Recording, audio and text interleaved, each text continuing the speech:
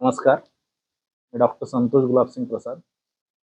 माझं 2000 साली ॲडमिशन झालेलं आहे बी-एम-एससाठी आणि त्यानंतर मूळव्याधचा आपण वृंदावन येथून कोर्स केलेला आहे आणि 5 वर्षापासून मी मूळव्याधची प्रॅक्टिस करतो. तर आज मुंबईत दिनानिमित्त जो कॅम्प ठेवलाय, कशाबद्दल म्हणजे कसं राहते आज? चांगलं आहे, म्हणजे बऱ्याचशा लोकांचे फोन पण आले आणि ज्यांना आज शक्य नाही ते नंतर येणार आहे. आजही सकाळपासून पेशंट चालूच आहे. समजा आज जवळपास 90% पेशंट हे मूळव्याधचेच झाले. काही याच्यामध्ये पेशंटचं सर एजचं काही आहे का? कोणत्या एजवाले येतात जास्त? एज जनरली यंग एजमध्ये जास्त प्रमाण आहे याचं आजकाल. कारण बाहेरचं खाणं-पिणं, पाणी कमी पिणं, वेळेवर रात्री न झोपणं, त्याच्यामुळं पचनाच्या समस्या निर्माण होतात आणि त्याच्यामुळंच मूळव्याध तयार होते. तर आज मूळव्याध दिनानिमित्त त्यांना काय संदेश द्याल? कशा प्रकारे हो. त्याच्यामध्ये कसं असतं, बरेच वेळा सगळ्यात मोठा प्रॉब्लेमच असा होता, की लोकं त्यांना कळालं, तर लवकर चेक नाही करत ऑथेंटिक डॉक्टरकडून. ते मनानेच मेडिकलमधून गोळ्या औषधी घेतील किंवा असं मनाने इलाज करतील, काही झाडपाला खातील. पण जर व्यवस्थित आपल्याला आजारच कळाला नाही, निदान योग्य झालं तरच इलाज चांगला होईल. त्याच्यामुळं तपासून निदान करून घ्या, वेळेवर त्याचे उपचार करून घ्या आणि मूळव्याधचा उपचार हा 100% शक्य आहे आणि तो पूर्णपणे बरा होतो. तर समजा जर झालाच नाही पाहिजे, याच्यासाठी आपल्याला पहिल्यापासून आपल्या जीवनशैलीमध्ये काय बदल केला पाहिजे? जीवनशैलीमधील मुख्य बदल असं आहे, की पाण्याचं प्रमाण चांगलं ठेवणं, खूप मसालेदार, तिखट असे पदार्थ न खाणं, जेवणाच्या वेळा ज्या आहे त्या योग्य वेळी म्हणजे सकाळी लवकर जेवण करणं, रात्रीही लवकर जेवण करणं. आजकाल कसं आहे, लोक रात्री 12-1 म्हणजे 10-11 नंतरच बरेचसे लोकं जेवण करतात. उशिरा जेवण केलं म्हणजे आपलं पचनतंत्र जे आहे ते कमी काम करतं आणि व्यवस्थित पचन नाही झालं, तिथूनच ही सुरुवात होते. आजचं जर तुम्ही बघितलं तर बऱ्याचशा लोकांना ॲसिडिटीचा त्रास हा 90% लोकांना आहे. ॲसिडिटी म्हणजे काय? पचन व्यवस्थित न होणं. आणि जसं पचनशक्ती एकदा खराब झाली, की हळू त्याचं रूपांतर मूळव्याधीमध्ये होत असतं. प्रथमतः काय लक्षणे?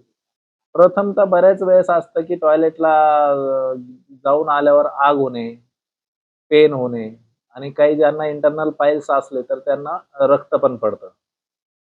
मॉडिफाय आता जे समजा विज्ञानिक युग आता जास्त आपलं डेव्हलप आहे. तर याच्या प्रिकॉशन पद्धतीमध्ये का समजा शेतीमध्ये सुद्धा काही बदल आपल्याकडे झालेले आहेत वगैरे ऑपरेशन काय? हो, आपल्याकडं म्हणजे आजकाल लेझरने ऑपरेशनचं प्रमाण बऱ्यापैकी जास्त आहे. कारण की लेझरने काय होतं, की लेझरने ऑपरेशन केल्यावर तुम्हाला ॲडमिट राहावं लागत नाही आणि तुम्ही 2-3 दिवसात तुमच्या दैनंदिन कामं जे आहे ते सगळं करू शकता. त्याच्यानंतर एक वेसल सीलर म्हणून मशीन असते, जी आपल्याकडे उपलब्ध आहे. वेसल सीलरने ते पूर्णपणे वेसल बंद केली जाते, म्हणजे रक्तस्रावाचा धोका त्याच्यामध्ये राहतच नाही. लोक आता बऱ्याच ठिकाणी या गोष्टी आता कसं आहे मूळव्याध लपवल्या पण जाते. असं निदर्शनात येते आणि किंवा तेच असं दाखवतात. मग त्यांच्यासाठी काय? त्यांना माझं हेच सांगणं राहील, की मुळव्याध जर तुम्हाला त्रास जाणवत असेल, काही लक्षणं असतील, तर लाजू नका.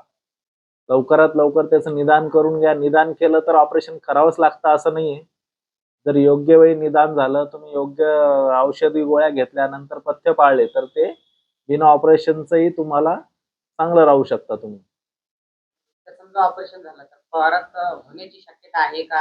होण्याची शक्यता आपण जर जीवनशैली बदललीच नाही, खाण्यापिण्याचे पथ्य आणि पाण्याचं प्रमाण व्यवस्थित नाही ठेवलं, शरीरामध्ये कोरडेपणा आला, त्याच्यामुळं मग परत टॉयलेट साफ न होणं, पोट साफ न होणं हे सगळ्यात मोठा इश्यू असतो आजकालच्या याच्यामध्ये. ॲसिडिटीमुळे ते पोट साफ होत नाही. पोट साफ नाही होत, तर लोकं जोर देऊन टॉयलेटला जातात.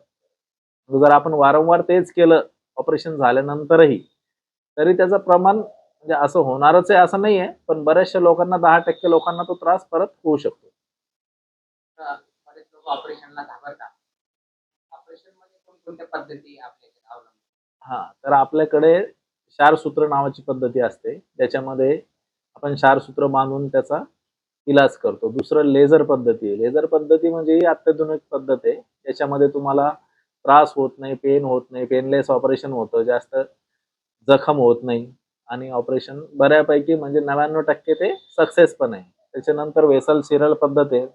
मॉडर्न सर्जिकल ज्याला म्हणतो आपण. की ज्याने ते कटच करून टाकलं जातं. डायरेक्ट वेसल सीलरने त्याला बंद करून कट करून टाकायचं. निमित्त काय आव्हान कराल? सप्ताहानिमित्त मला हेच पेशंटला सांगायचं आहे, की आपण लाजू नका आणि वेळेवर निदान करून घ्या.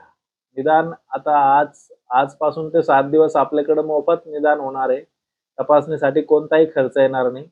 औषधी गोळ्या ज्या येतील त्याच्यामध्ये पण आपण 10% सूट देतोय आणि ऑपरेशनही आपण त्यांचं सवलतीच्या दरात करणार आहे. तर आपलं हॉस्पिटल आहे मुकुंदवाडी येथे, वर्धमान नागरी बँक याच्या खाली आणि A1 इंटरनॅशनल हॉटेलच्या पाठीमागं, मुकुंदवाडी मेन रोड, छत्रपती संभाजीनगर. हो.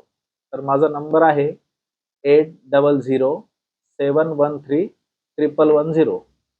काही शंका असल्यास कृपया या नंबरवर तुम्ही फोन करा. ओपीडी टायमिंग नुसार म्हणजे सकाळी 10 ते 3 पर्यंत आणि संध्याकाळी 6 ते 9:30 पर्यंत असा वेळ राहील आपला. 26 तारखेपर्यंत.